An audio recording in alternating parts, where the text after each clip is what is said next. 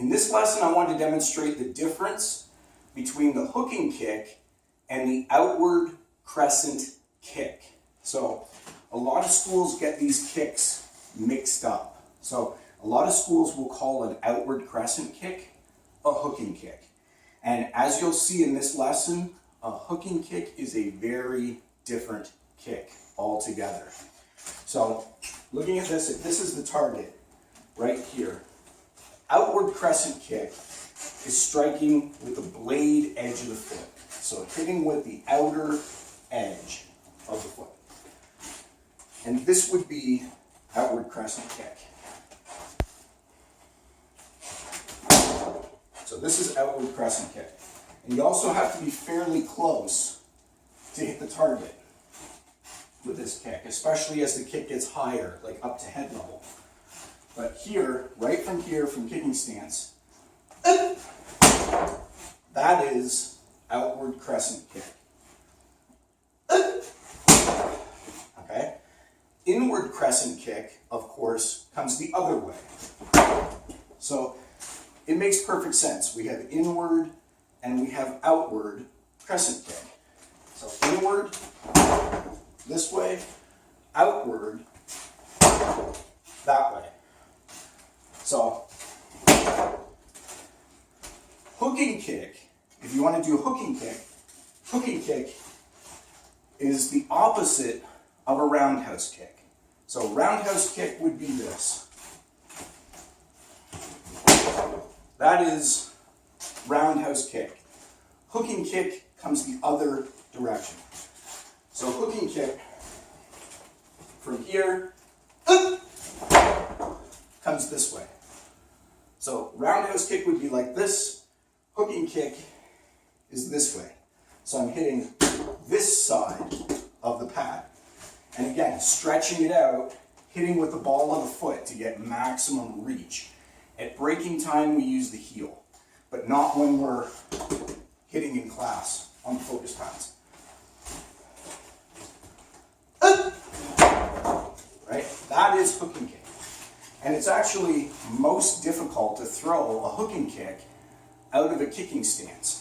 So from here, this is actually the most difficult position to throw a hooking kick because you've got to turn your body to load it up, and then you've got to go back the other direction to unload it. So the easiest way is actually to do from a sitting stance and then do walk behind hooking kick. That is actually much easier to do. So if I start from here, I don't have a lot of room to step, but it's much easier to do hooking kick out of this stance here, sitting stance,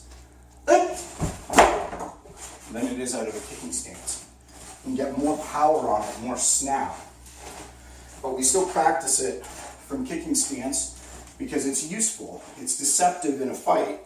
If you're in a fighting stance, hooking kick initially looks like a roundhouse kick. And then all of a sudden, it comes the other direction.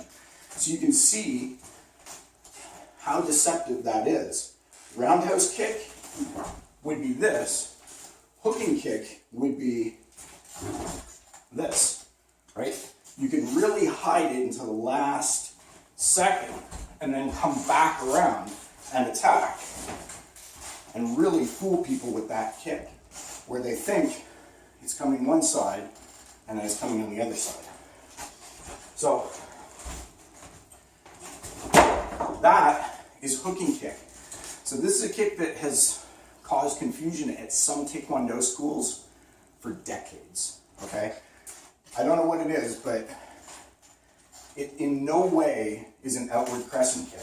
Outward crescent kick is this. Hooking kick is this. You have to turn the body over to the side, and your foot comes through sideways like this. You're not kicking with the blade edge of the foot. You're not kicking over the top.